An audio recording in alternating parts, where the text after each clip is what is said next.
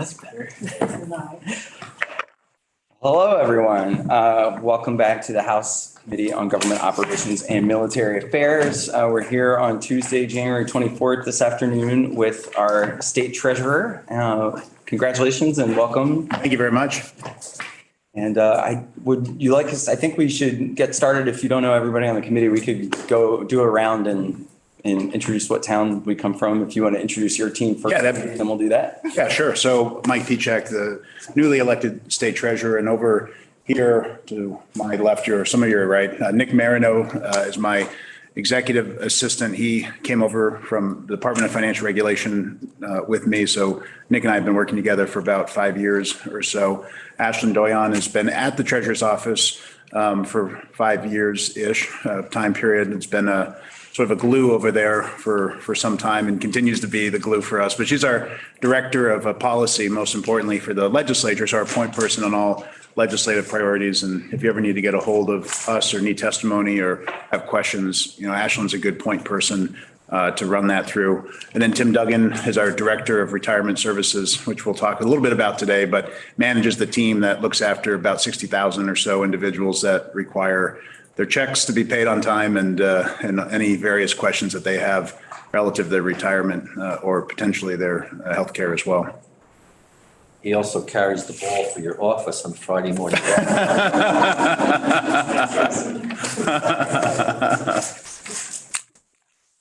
Well, thanks for joining us. I'll kick it off with the vice chair here. Good to see you, Treasurer. Representative Matt Byron, Vice Chair, reside in Virgins and represent 6 communities in Northwest Addison County. Representative Lucy Boyden. I live in Cambridge and represent District 103, which is Cambridge and Waterville. I was campaigning in your town and I ran into Lucy Rogers and I was very confused about what was going on. Not a real common name. So it's nice to meet you. Yeah. Also happened in Shelburne that we got a Kate for a Kate. Yes. Okay, right. Hi, Lisa Hango, Franklin 5, which is Richford, Berkshire, Franklin, and Highgate on the Canadian border.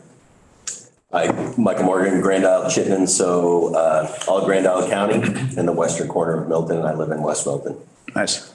West Milton's really pretty part of the county, which I hadn't really started on the lakes. Yeah, right. Like there's quite a nice area there. Yeah. Nice to meet you. Yeah, likewise. We're number 3 from Burlington. So I've known Mike for a while. I know his parents probably even longer. And I just wanted to share a quick anecdote that when Mike was campaigning, Mike's parents are really well known in the community and do lots of things. They're always helping, doing this and that, but they do have a little bit of a political difference. Yes. And when Mike announced his candidacy, his parents were there and he turned to them and said, I hope this is going to be the first election my parents don't split their vote. Yeah, that is true. Right there. Yeah. Seth Chase, Colchester. Hi, I'm Shay Waters Evans from Charlotte, and I represent Charlotte and a little bit of Heinsberg. Nice. Shay. Mike, you know me, Jay Hooper, Brookfield, Braintree, Randolph, Granville, and Roxbury, 4th term. Good to see you. Where do you rank in the Hoopers? Now, I've been number 2 for a while, but I feel like We're retired number 1. Yeah. You're number 1. You're the elder. Kate Nugent, live in South Burlington, represent a portion of South Burlington, Townsend's mostly. Oh, yeah. District. Yeah. Nice. I'm Mike Mark Higley from Lowell's, represent Lowell, J. Westfield, Troy, Eden, and now Irisburg, Newport Town, and Coventry, 2C district. Oh, okay. Wow. With Mike Marcotte. Yeah, nice. Yeah. Good to see you, mate.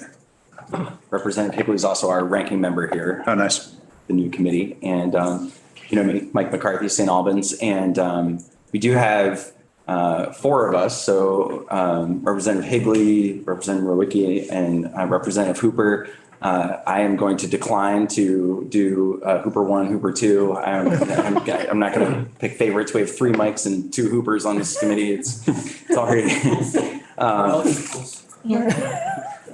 So there are four of us who have been on Gov.Ops and went through the S-286 process last biennium and have all the scars to show for that. And we have some of the jurisdiction here has changed. I don't think this will affect some of the things you'll come in to talk about, but many of the jurisdictions for committees changed this biennium. So we're also covering liquor and lottery and military affairs and agency of digital services. So, where some of the things that your office does that might have IT support and those sorts of things, know that our committee is also the committee of jurisdiction for all things IT. That's a challenge. Good luck with that. We got a lot, yeah. We don't have to do it. We're just, trying to evaluate proposals and approve money and that kind of stuff. So, yeah, thanks for being with us. I'm looking forward to hearing a little bit more about your vision for the office. And yeah, for sure. So we provided two PowerPoint presentations. One was sort of a general overview of the office, and I'll start there. And then the other one was a Vermont retirement overview. So we'll try to plan to get through the office overview more quickly and get to the retirement portion, the pension sort of 101 discussion. But feel free to, interrupt with any questions that you might have, along the way. But in terms of the overview of the treasurer's office, we just here have the PowerPoint has sort of a table of contents. We'll talk about treasurer's office at a high level, talk about retirement systems. We'll go through that even more quickly since we have a full PowerPoint. Treasury operations and debt management, the work that our office does, handling all the state's cash and handling all the bonding that we do, unclaimed property, which we want to talk a little bit about today and make sure that you're aware of what that is and how you can be helpful to us and to your constituents in returning their money to them. And then a few other treasury initiatives that we have on the books that we're proud of and excited about relating to local investment and then the ABLE program. So the treasurer's office, 36 staff, so we're not a particularly large office for the amount of work that we do. We do quite a bit, quite significant amount, handle quite a bit of funds, and administer quite a bit of programs with those 36 staff members. So really working hard with the staff that we have. You can see sort of the broad,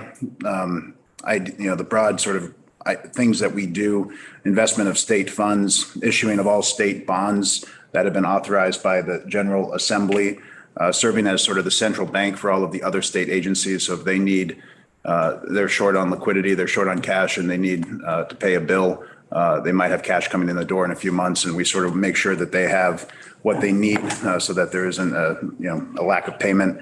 Managing the state's cash balances, processing checks, reconciliation of payroll, vendors, all of those things. The state's balances have been quite significant recently. Our cash on hand hovers around $2 billion, which is very different than pre-COVID times when, both in terms of the surpluses and the revenues that the state is generating on its own, but also a lot of federal money that's come into the state that has yet to be expended. It might have a purpose and it might have a plan, but they don't necessarily have groundbreaking yet or money out the door. So we've been holding on to a significant amount of money and making sure that the state of Vermont is getting a good return on that money until, it's expended. So interest rates, as you know, are pretty significant at the moment relative to where they've been the last 20 years. So really high cash on hand combined with really high interest rates. The state is doing pretty well in terms of earning money on that cash that is sitting with us at the moment. Safeguard return of unclaimed abandoned property, which we'll get into here, and then administration of the state, teachers and municipal defined benefit plans, as well as the deferred compensation plan, the defined contribution plans for state employees and some participating municipalities. So the next slide is a retirement system slide, but I am actually going to skip that only because we have a much more detailed presentation on the retirement system. And that goes the same for slide number 5, I think it is. So I want to go right to treasury operations and debt management.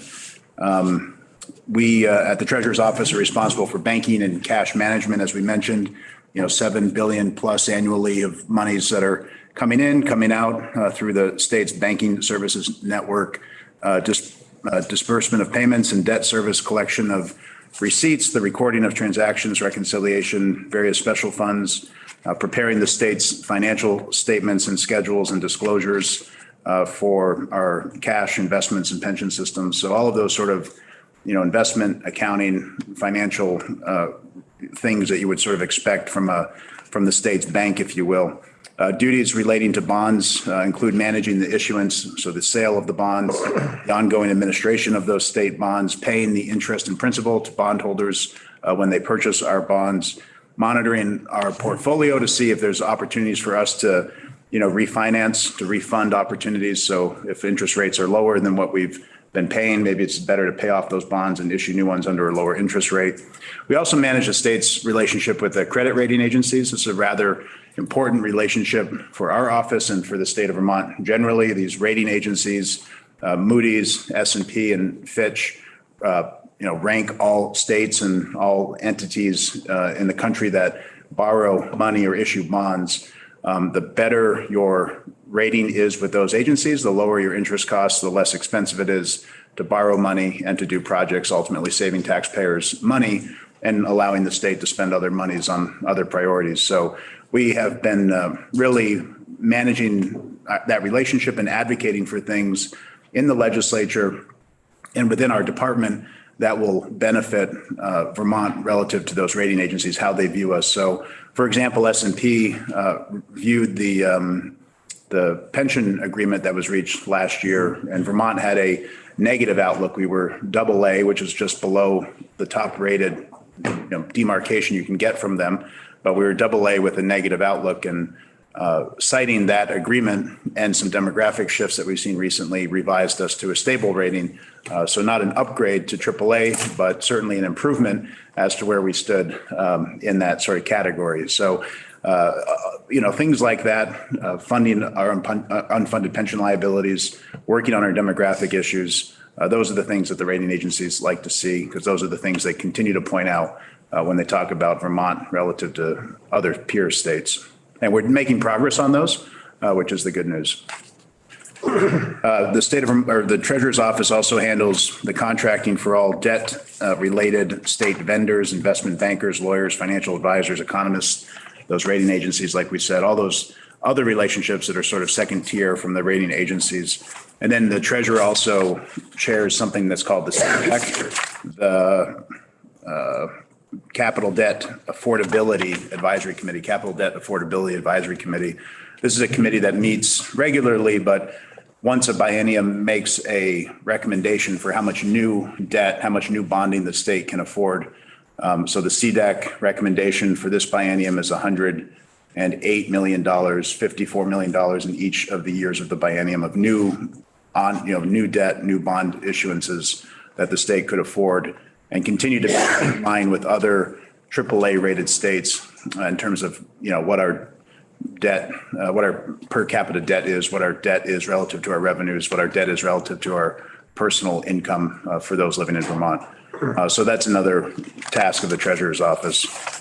Mr. Treasurer. Yeah. Just for especially the public back home, and I know many of us, when we're out talking to constituents, I think they are surprised to find that Vermont doesn't deficit spend. We balance our budget. So the debt that you're talking about, that's just on capital projects, right? Yeah, right. Yeah, exactly right. So, if there's a new rest stop, a new state building, there was a period of time where the state was providing aid to local districts for school construction, those kind of big infrastructural, investments. So the state bonds at a 20-year period, that's sort of statutorily how long these bonds go out for. So when you're using that money for something, you want to be using it for something that's going to exist longer than 20 years, just as a baseline. But you would hope that it would be something that'd be along for many more than that. But it's making an upfront investment and a pretty significant piece of property or building that will serve you in the long run and have immediate benefits, but you might not want to pay for it upfront because you don't have the money, or maybe there's a better way of managing the financing of it. So turning to unclaimed property, this is something that we like to talk quite a bit about, the Treasurer's Office, and want to, like I said, mention it to everyone here and encourage you to reach out to your constituents. Next Wednesday is actually, I think it's the 3rd annual National Unclaimed Property Day. So we'll be putting out a press release to talk about that. We'll be sending an email to all legislators to provide you some information that you could hopefully pass along to any weekly updates or any sort of, constituent communications that you do. But we try to reunite owners with their unclaimed funds. So these are, discarded savings accounts or checking accounts, stocks or dividends that may have been in a grandparent's name, a parent's name that you were unfamiliar with, and now they're legally, rightfully yours because you're the heir. Unpaid insurance payments, refunds, security deposits on rental units or maybe on utilities. So all these funds that at one point rightfully they still belong to you, but they've just been misplaced, and you might have forgotten about them, or your heirs. You may be the rightful owner now because there was a grandparent or an uncle or somebody that passed away, and now we hold them for your benefit and try to return them to individuals. We also make sure that banks, corporations, insurance companies, and the like are turning that unclaimed property over to us so that they're going through their books and making sure that when they can't identify the owner and they can't put the money together with the owner, that they send it to us, and that's sort of our role and our responsibility. So you can see at the bottom of that slide, $7.1 million in fiscal year 2022 returned to Vermonters. The average claim amount was $410. So a lot of these claims could be, $1, under $1, $10, but some of them are significant. And go onto our website very easily, put your information in, and get a report as to any unclaimed property that is rightfully or potentially rightfully yours. And you can get a sense here of how many claims we paid out in fiscal year 22, 17,289. So quite a bit, quite a high number, but every year there's still more unclaimed property coming into our office than we're able to get out in a given year. So that number continues to grow. I think it's somewhere around 110 or $120 million of unclaimed property that we are handling. 7.1 million goes out the door, maybe 8, 9, 10 million comes in the door in a given year. So we continue to try to do all that we can to promote that and return that money to Vermonters. So anything that you can do to spread the word would certainly be appreciated. And then the last slide on the overview of the Treasurer's Office, wanted to mention two other initiatives that are underway or have been underway at the Treasurer's Office that we want to continue to promote and re-energize. One is the Local Investment Advisory Committee. So this was something created by the legislature in 2014. The state treasurer is the chair of this committee. And the committee is tasked with increasing economic development in Vermont and creating jobs by committing up to 10% of the state's average available cash balance to local investments. So we mentioned the cash balance for the state of Vermont is $2 billion or hovering around there at the moment. We know that that is not this is a very unusual period of time that we're in, that $2 billion is made up of a lot of federal money and a lot of money that's already been committed. But if we pare that back, we probably have, let's call it $500 million, $600 million that are going to be in the state's, coffers for the long term. So we can invest by statute up to 10% of that in the local economy for job creation, economic development. At the moment, there has been $39.7 million that's been sort of able to be, put into the economy. Some of the projects have involved residential housing, commercial energy projects, higher education, rehabilitation of state office buildings for energy efficiencies. So right now, even at this $39.7 million number, there's about $19 million able to be reallocated out on projects. But we're also doing an analysis to see where that 10% cap is reasonably at the moment, which is definitely going to be higher than the last time that analysis was done. So this is a program that we're re-energizing. We had our first LIAC committee meeting last week. We will have our next one in February. Those are sort of foundational meetings. We've been talking about policies and procedures that we want to implement, ways that we want to approach this money, types of industries that we think is best suited to receive this kind of money. Basically, we want to have entities that have very limited risk. It's not like a commercial bank where we're necessarily having a portfolio where there are different types of risks that we're able to take. This is the state's money. At some point, it's going to be necessary to pay bills. So we want to have really risk-free, limited risk investments. So that limits us a little bit in terms of what we can do, but there's still plenty of opportunity for this money. And one of the things that's high on our priority list. And then just wanted to mention the Vermont ABLE program, Achieving a Better Life Experience. So this is, again, something that has previously been implemented. It was a national program that allowed states to create their ABLE program.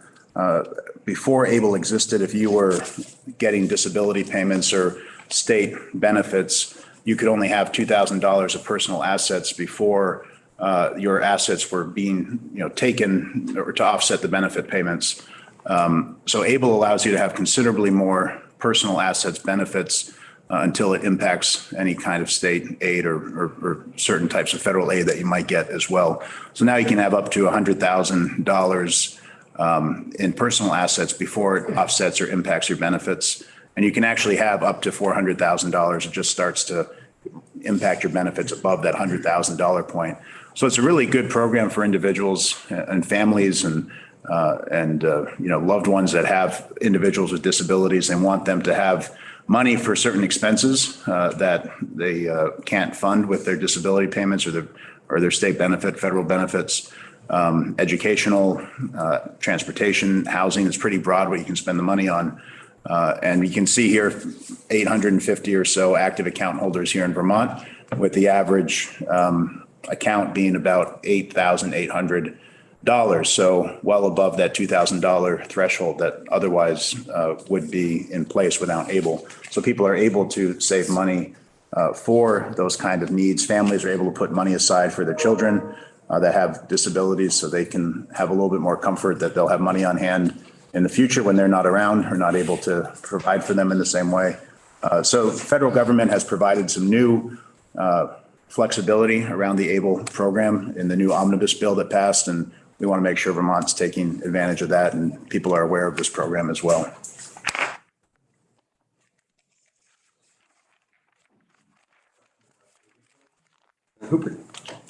The list of two, did what was it called? Tim would know, the Vermont Secure Retirement Initiative drop off the scope? The Green Mountain Secure Retirement Act. So no, I would say it's not. That's definitely on our priority list. It's just that we're still in the process of contemplating the best path forward in terms of its success in Vermont. Our deputy treasurer is at a conference right now with other states that have implemented this program. They're gaining information from those state treasurers, from vendors, and I think we're likely to recommend a path forward that I think will have a lot more opportunity for success in Vermont. So it's definitely on our radar. We just want to make sure that if we roll it out and implement it, that it's going to be viable. Cool. Do you want to just say for the record what that program? Yeah, for sure. What it does, the concept of it. So it's a great concept. Basically, if you don't have access to retirement through your employer, then this would be a state administered fund where you as an employee are in the program. You can opt out of the program, but you can have 5%, 6%, 7%. Some states have started at a base and it ratchets up every year. Put aside for your retirement in an IRA type account. So the data will show that unless you have an investment vehicle provided for you, people just don't save for retirement. And the people that don't have access to retirement generally are lower wage earners. So if you're in a professional job, if you're in a high wage job, you have a 401k, you have a retirement structure. If you work for the state of Vermont or a teacher, you have pension fund. But there are a number of employees that don't have that kind of access, and they could go and do it on their own, but it's enough of a barrier that people don't. And we have a pretty significant retirement funding crisis broadly in the country, and Vermont may be even behind the curve relative to the median on that. So, we need to try to provide a mechanism for people to be able to save for themselves and for their families. It has an economic benefit in the long term in terms of people having a more stable and secure retirement. It has a benefit for the state. I mean, there's a correlation between individuals having less income in retirement and needing more state services in retirement. So it puts more pressure on our social services system. But you want to make sure, given Vermont's size, that we do it in a way that is sustainable and that the fee structure makes sense for individuals so that we're not paying a high percentage of that money that's being put away toward the financial firm managing the money. But it wouldn't be risk onto the state. This is a publicly administered, but it is a it is taking advantage of an IRA structure and it's not like a defined benefit plan like a state employee or a teacher would have.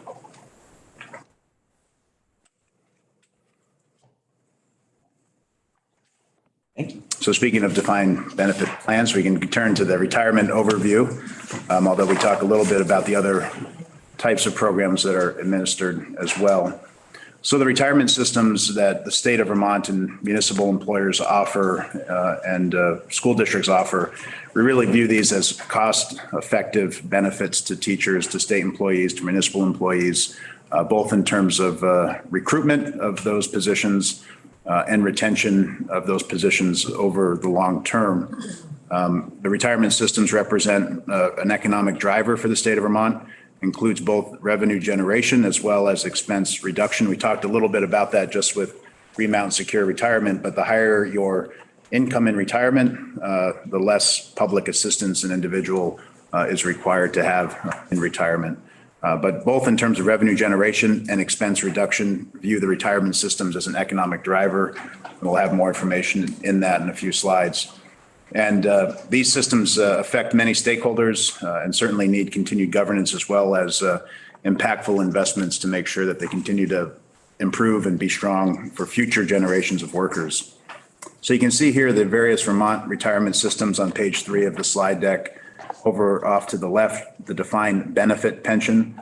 So state, teacher, and municipal employees are in this defined benefit pension. So defined benefit, you pay into it over your working history, and then you have a specific dollar amount that you are given every 2 weeks, every month, depending on how the payout works. And you have that for the rest of your life. So you put the money in, and then you are protected for the rest of your life to have retirement income. A defined contribution plan is one where you're putting the money in, but then the responsibility is on you as an individual to save for retirement and have enough money left over to fund your retirement. So in a defined contribution plan, the risk is on the individual. In a defined benefit plan, the risk of outliving the money is on the state. So the individual does not have to contend with that risk, which obviously is something that a lot of people generally in the United States are very concerned about outliving their money. So that is not a concern in a defined benefit pension. Other post-employment benefits, the OPEB is what these are commonly referred to as. This primarily is healthcare driven, so providing healthcare for state and teachers in retirement. The defined contribution plans, so state of Vermont does have a defined contribution plan for exempt employees, but exempt employees can also decide to be in the defined benefit plan. It's not a requirement. And then some municipalities have defined contribution plans as well. And then there's on top of that deferred compensation plans that are available to state and teachers. So this is above and beyond your defined benefit program. If you want to put extra money aside for retirement on top of what you're going to get, you can participate in the deferred compensation plan as well. So you can see there's quite a number of different programs and plans, but the defined benefit pension is a number one there in terms of the size and the dollar amounts that we're talking about and the impact that it has for the state of Vermont. So slide number 3, you'll see sort of who is covered. Vermont State Employees Retirement System, VSERS, defined benefit plan. Off to the left, you can see it covers all classified employees and any exempt employees who wish to join. So I'm, for example, a member of the defined benefit program, even though I was an exempt employee at DFR. It also covers state troopers, judiciary, sheriffs, and some municipalities as well. You know, how is this pension funded? Through employee contributions based on your salary. So the more that you make, the more that you contribute. And part of the pension agreement that was reached last year also added in progressivity into this. So it's not just that you're making more than 10%, so you're paying in more, but that you actually have a higher rate depending on how much you earn as a state employee, as a teacher.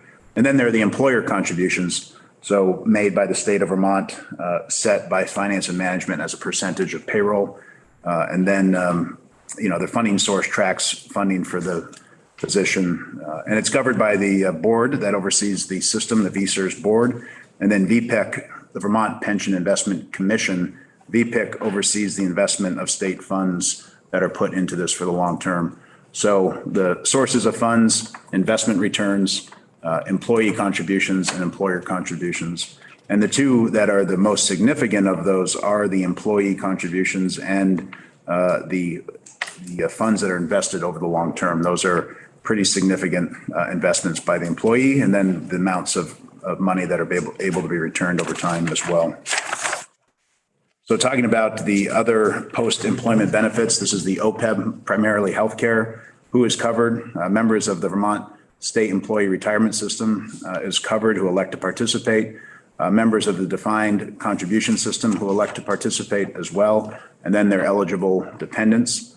So this is funded by the State Employee Trust Fund, the VSERS OPEB. Employer rate set by Finance and Management to meet the ADEC for this trust fund. Employees do not contribute to the OPEB benefits. It's governed by the VSERS board overseeing the system's benefit. The treasurer oversees the investment returns. So unlike VPIC with the state employee's pension, the treasurer as a sole fiduciary oversees these investments. And then Department of Human Resources contracts with insurance providers to provide the actual benefit. Treasurer, I think folks might look at these OPEB funding percentages and comment that they're pretty small percentages. I believe we just started pre-funding OPEB in this current fiscal year, if I'm not mistaken. Yeah, so the slides over on the right there, the chart where it says 11% funded. So that is actually relatively significant where we were just a couple of years ago. I think there is about $200 million or so available for investing in OPEB, and there's a commitment to fund that every year going forward. That was really the crux of the pension agreement last year.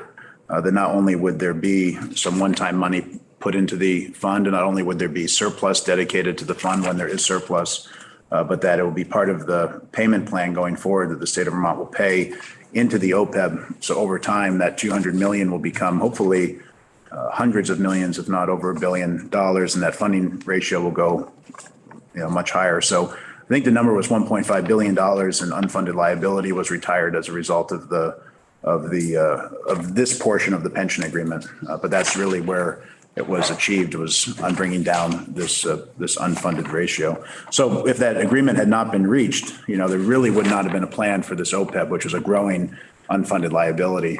So that is a real benefit of the agreement from last year. And this is the reason that S&P, moved Vermont's rating from negative to stable. Was, this at the crux of it was because of figuring out how to fund healthcare for retirees. Thanks. I know it's a good point. So the teacher system on slide 6, you can see who's covered: licensed teachers and principals who work in public schools and a handful of independent schools. Similarly to the state system, it's employee contributions based on salary, employer contributions made by the state in lump sum, offset by amounts from federal grants, unfunded liabilities in the general fund. The normal cost is from the education fund. So the state of Vermont paying the unfunded liability, the education fund paying the normal costs. The normal cost is basically if you didn't have any unfunded liability at all, what would it cost to put enough money into the system so that that people that are working today can have their retirement paid for 10, 20, 30 years from now. That's the normal cost. But we have an unfunded system for all of our systems. So we need to pay money on top of the normal cost to pay down that liability, which there is a plan for. So the unfunded liability is on top of those normal costs. But both of those are critically important to continue to fund into the future to pay down those system debts. And then it's governed by its own board, and then VPIC does oversee these investments for the teachers' pensions as well. And you can see the actives over on the right in terms of how many people are in the state systems, or in the teacher system rather, and how many benefits and how much benefits go out the door every month. So turning quickly to the slide 7, this is other post-employment benefits for the teachers, retired teachers' health. Okay, what the M stands for, Jeff probably could help me, but I won't put him on the spot. I think it's medical benefit fund. So who's covered? Members of the VSTRS retirement system who elect coverage and their eligible dependents. Healthcare, just stepping back, I mean, obviously retirement is really important for individuals, but healthcare has continued to be a growing issue and a growing consideration for people when they get into retirement age and become an even more important benefit. You hear about individuals wanting to come work for the state of Vermont so they can become eligible for the retirement, for their healthcare rather, and that's a primary motivation for them maybe later on in their career. But healthcare is a really important benefit that we want to make sure is equally as healthy as the pension system. So you can see how it's governed over on the left. You can see who participates in that on the slide on the right. And I think we'll leave it at that. The defined contribution system, much smaller than the defined benefit. So just 547 individuals from the state. Again, the only individuals that can participate in that are exempt positions. So commissioners, secretaries, attorneys, and the like. Municipal employees are also able to participate for some municipalities. So you can see the numbers there. The state exempts employees who elect to join. The state exempt employees who elect to join are covered. Then certain municipalities as well. Contributions based on salary. Treasurer oversees the state system. VMERS oversees the municipal system, and third-party administrator sort of does the administration. And then just want to point out the deferred compensation plans. This is the plan that sort of sits on top of the defined benefit plan or potentially the DC plan for those that elect to do that. You can make additional contributions, so a 457 or a 503B, depending on if you're a state or a teacher. No one is required to participate in either of these programs, but you can see the numbers are relatively high, especially compared to some of the other plans. For 8,200 for the state plan and 3,100 for the teacher municipal employee plan. This is funded through elective contributions, no employer contributions. VSTRS board, and a third-party administrator sort of oversee these. So a little bit different from the other defined benefit plans, but generally these are, again, sort of on top of other benefits that retirement benefits that individuals expect. I want to talk a little bit about, you can just see, I mean, I think the slide here on slide 11 just sort of showing the various retirement systems that we have, all the various administrative governance oversight that exists, the ways that money comes into the system, and the various financial impact that decisions that affect the retirement system have. But there's quite a number of considerations when thinking about both who the systems benefit from a individual employers or individual employee standpoint, who they benefit from a broader economic standpoint, and everything that goes into that when we talk about changes or updates to the pension system. So that was a discussion that this legislature had quite a bit the last 2 years. I think we're in a much stronger place than we were 2 years ago, and want to continue to put monies that we can toward the retirement systems to make sure they continue to be strengthened and are around for the next, for next generations of employees. So just briefly, we'll show on slide 13, slide 12, I won't talk about that, but you can just see who sits on these various boards, the individual representatives and the names in case you have any interest. But the VSTRS, that's the teachers, that's the state employees board, the VSTRS, the teachers board, and then VMERS, the municipal board. So these are the governing bodies over the various pension systems. And then in slide 13, you can see the treasurer's office, the retirement division that Tim oversees. The staff serves more than 60,000 members with a staff of 15. There are national sort of organizations that track the ratio of active/retired members compared to staff. You can see the national median for the most recent year, 2021, was one staff per about 1,300 members. And in Vermont, we have one staff per about 3,100 members. So certainly not overstaffed by any means, really understaffed. And Tim's team continues to do a tremendous job with the staff that they are provided. I know there were 2 positions that were in the governor's budget for Tim's staff. They're much needed and certainly would be appreciated if anybody has opportunity to weigh in on those. But you can see certainly that we're nowhere near where we want to be in terms of making sure we have sufficient staff. And this is really goes to satisfaction. People want to make sure that they get their questions about retirement answered quickly, that they can have consultations as they approach retirement, that if there's an error, that we catch it quickly, that there aren't errors in the first place because we're sufficiently staffed. All of these things have a real impact on people that are interacting with the retirement system. And then another point here, vendors that work with the state of Vermont routinely tell us that Vermont has some of the most complex benefit structures nationwide. So another reason to have sufficient staff to be able to navigate that and make sure we're getting the right people, the right money at the right time, and that they're happy with the services that are being provided to them. So I want to talk a little bit about a couple of things here in the last couple of slides. First, to give you a sense of where most retirees end up once they've worked for the state of Vermont or for a municipal system or for for a school district. There is a common, I think, misconception that folks work here, then they retire to Florida, or they work here, they retire to somewhere warm and sunny. But you can see that 75.6% of all retirees remain in Vermont. You can see the other states, New York, New Hampshire, and just about 6% retire to Florida. So over 80% of the benefit payments are to retirees who reside here in Vermont. So that's where you really get that economic benefit that we mentioned at the beginning of the presentation. And then slide 15 goes into that a little bit more. You can see in 2020, the expenditure stemming from state and local pensions supported, 3,500 jobs in Vermont, paid $282 million in wages and salaries, those 5,300 jobs, almost $850 million in total economic output, almost $100 million in state and local tax revenue.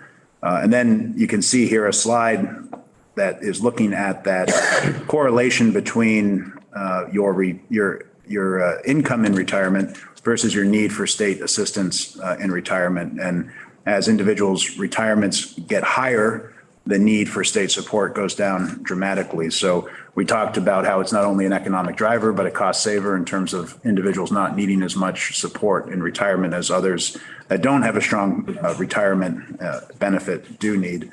And then over on the right, you can see this pension multiplier. So every dollar in Vermont pension benefits that's paid to a retiree who lives here in Vermont is 1.85 of total output. So each dollar in the state and local pension benefits paid to a Vermont resident ultimately supports $1.85 in total output in the state. This multiplier incorporates multiple rounds of impacts of the retiree spending through the economy here in Vermont. And then similarly, the taxpayer factor for every dollar contributed by a taxpayer to Vermont's pension over a 30-year period turns into $7 of total output here in Vermont. So again, just want to make the point that retirees largely stay in Vermont, that their retirement benefits are being paid to them here in Vermont, and then they spend that money here, and it has an impact not just in terms of giving them a retirement that has dignity and they don't require support, but that they also aid in economic development and growth in our state too.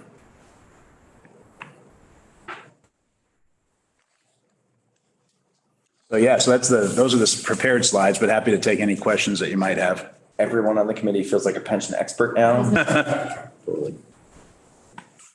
We're all, I think you could tell by the mood when you first sat down, Mr. Treasurer, that we're having a little bit of fun here on this Tuesday. And you brought us all into thinking about pensions and retirement and looking at numbers with lots and lots of zeros. So does anybody have any follow-up questions? I really wanted this particular time to be a time to ask conceptual questions about how the pension system works, what the Treasurer's Office's role is in that. So yeah, Representative Mrowicki. Thanks for coming. This is really helpful. And I don't need an answer for this right now because it may be a more complex question, but one of the challenges we face in where the pension gets invested is to look in terms of how those investments may have social impacts. And I don't know if there's a component within that. Again, I don't need an answer now, but at some point in the future, you can enlighten us on that. That would be helpful. Yeah, for sure. Well, I'll just mention, so Representative Morwicki's talking about, sort of, I think there's a couple of components. There's ESG, environmental, governance, social. You often hear there's a divestment conversation about monies being in fossil fuel. I think that's sort of what the representative's driving at. And just as a baseline, we'll mention that the VPIC, we mentioned the Vermont Pension Investment Commission, it used to be called the Vermont Pension Investment Committee, and the staff of that committee were in the treasurer's office. The treasurer was a member of the committee, but really had an outsized role. Through the pension reforms that occurred, the commission is now independent. The staff report to the commission, not to the treasurer's office. The treasurer is still on that, but it's one vote of the entire commission. So just to mention the structure that exists now. But VPIC does have a ESG, investment policy that they consider. They do have a decarbonization policy also that is different than a divestment policy. It looks at things like engagement and trying to change the behavior of the corporation, and at the sort of baseline will potentially divest a certain investment depending on what the results of that engagement are. But but those are the two things that are on the books for VPIC at the moment. And alongside that, there's also the diversity, equity, and inclusion aspects of social investing. Yeah, for sure. On the ESG, so E is environmental, S is social, and I think a lot of that would follow, a lot of the DE initiatives would sort of follow along that social impact, and then governance as well. But, if every study, when I was at DFR, we were really keen on this governance point and on diversity, equity, inclusion, because academic studies from real life show that more diversified viewpoints result in more sound business decisions. And if you're a regulator, you want your entities making more sound business decisions. So it's something that more and more gets incorporated into ways of thinking. And both the VPIC and funds at the Treasurer's Office have a significant investment in BlackRock, which has incorporated these ESG initiatives very significantly into their investment policy. Thanks. Nugent. You mentioned that Vermont has some of the most complex benefit structures. I was wondering if you had thoughts about what the best practices and would your recommendations around that? I don't think no, it's a good question. I think it's put on there not so much as a recommendation to change anything, but as a point of information and a point of consideration that additional changes in the future only add to that complexity. And as Tim would say, add to the likelihood of potential member dissatisfaction when they didn't realize they had, they could choose to go this way or that way. They chose to go this way, and over time it proved they made the wrong choice. So it's just sort of as a word of caution in terms of thinking going forward. Maybe Tim would have ideas about how to make it much more streamlined but I don't think that was why we were including that in the presentation.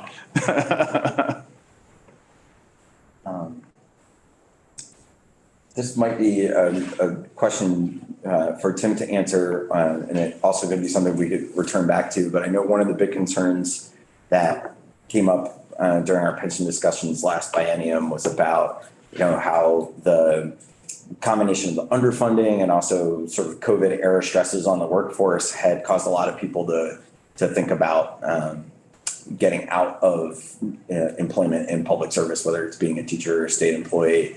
And, I'm just wondering if the experience of the folks retiring has kind of stabilized into what would be sort of more normal or predictable, or whether we're still seeing trends or the potential for more retirements than we would. I'll ask Tim to answer that if he has an answer readily available.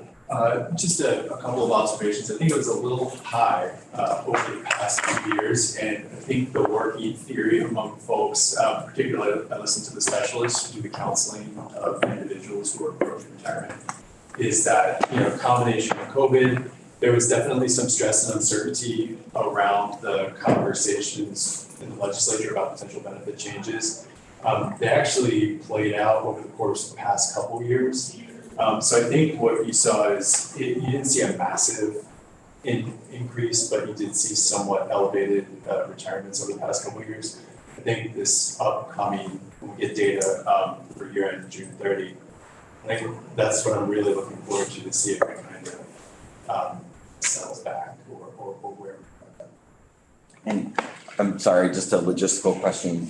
Are we able to pick up people from, I should probably, I will say that if I do ask anybody else to weigh in, I might have you just to make sure we're capturing comments on Zoom. That was a note that I made to myself last week, and I'm still in new chair mode. So yeah, I'll try to remember to prompt people there and answer questions that come up to the table. But thank you, Tim. That was exactly, we will stay tuned to see what happens this year. But I know the labor market generally has been a little different the last couple of years than in the previous few. So it'll be interesting to see how that impacts the future actuarial analysis and those funded liabilities. Does anybody have any other kind of conceptual questions? What the treasurer's role is, how the pension system's kind of set up, the size, scope, scale?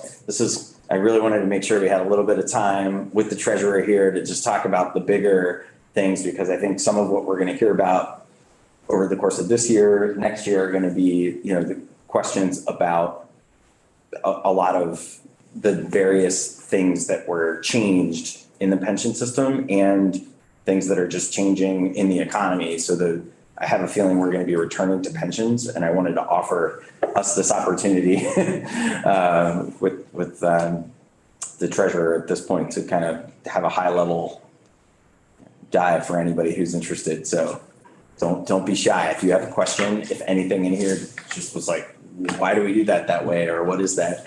This would be the time to ask those questions. And certainly if you have follow-up questions, obviously happy to answer those at any time, or if there's anything in here you want more detail on, you want us to come back and present on, obviously willing to do that too. But yeah, I think, if you just high level, these benefits are really critical for everyone that receives them in terms of both wanting to come into state employment, into the municipal system to be a teacher or someone that's eligible for this benefit, and to stay as well. And you hear that from state employees, you hear that from teachers, from municipal workers. They're really thought of as a part of the important employment package. So due to their importance and due to the commitment that has already been made to people that are in the middle of their careers, it's important for the legislature, and we'll always advocate for this, and for the governor to provide a budget that fully funds the normal costs that we talked about, and and the full ADEC, so paying down the unfunded liability over time to secure the system. And that will obviously have the benefits that we talked about in terms of the economic output, reducing the burden on the state in the long term in terms of these individuals having the ability to retire with dignity. But also long term, it will strengthen our position relative to the credit rating agencies. And ultimately, hopefully, there comes a day when those are fully paid off, and it will free up a significant amount of state resources for other benefits as well. Representative Fuller? Since you ventured into the world of benefits, will we be getting a lot of calls in the near future on state employee retirees' health care and the teacher's pension COLA thing, that we should be briefed on the substance? Yeah, so to take the COLA issue first, so this impacts retired state teachers, and Jeff Hannon is here and he can interject if I say something that he characterized something that he disagrees with. But just generally, I think there was a belief, a working knowledge, that the way that you would calculate the COLA would result in a outcome that would say the increase this year was 3.7%. But when you look at the statute, and I think there's agreement that the statute is pretty clear as the way to calculate it, it actually is 2.5%. So there was a working assumption that it would have been 3.7. When you actually went and looked at the numbers and did the math, it was 2.5%. So there's a gap there in a year when there's significant inflation pressures on retirees. So if there is a change, it will have to be a legislative change. It's not a matter of interpretation. And if there's going to be a legislative change, it comes down to, getting the funds to pay not just the immediate payment, but, how that will impact, over time in terms of impact on unfunded liabilities. So we've been working with Jeff and want to come up with a solution that we can present to the money committees on a path forward. On the other issue, Medicare Advantage, is that what you said? So Medicare Advantage relates to state employees, which is Steve, Steve is here on the state employee side. I'll say, on the one hand, teachers moved to Medicare Advantage over the last 2 to 3 years, let's say that process was, and they are happy with from what we can tell, teachers are happy with what they have. We haven't heard too many complaints. That was a process that was borne out over a considerable period of time in terms of upfront education, in terms of testing the implementation of it. It was with a local vendor, Blue Cross Blue Shield of Vermont. There was not the same contractual issue that exists with the state employees situation. So I view that as being a different situation, both because of the way the process was handled and in terms of the substantive legal difference. On the state employees, I think, there is obvious, the timeline that we need to implement it, it would need to be a significant amount of time. It would add complexity, which we were talking about earlier, changing benefits and adding complexity. This adds significant more complexity. So the Treasurer's Office has concerns about the implementation timeline and our ability to be able to provide a good experience to retirees, separate completely from the substance of the argument. So I would, I don't know how it will bear out in the next couple of weeks, the next couple of months, but it's, I think, a decision for the executive branch.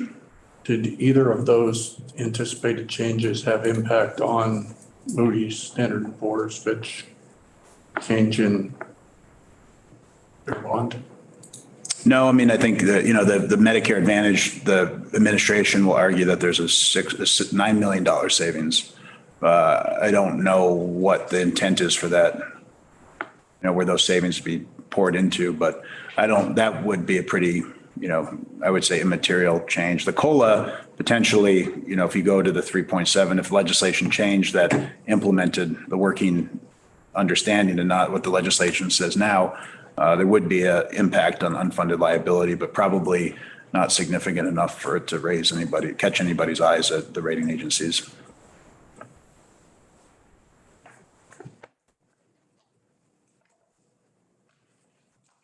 Any other questions for Treasurer Pichak? Going once, going twice. So my intention here would be for us to take a break and then come back and do a last pass on some of our BAA requirements. So that's kind of what's coming up next for us. Do you have anything else you wanted to add, Treasurer? No, just thank you very much for the opportunity to have us come and chat. And if you need to get a hold of me, you can certainly go to me or Nick. If you need any questions on legislation, Ashlyn is the point person. Any questions on retirement, whether constituents of yours or just your own knowledge, certainly feel free to reach out to Tim. Great. Well, thanks for joining us this afternoon. Yeah, thank you. Thank you. So I will say, are running ahead of schedule because I booked some more time there than I thought we need. So why don't we come back here at 2:35, so a good 15, 16 minutes.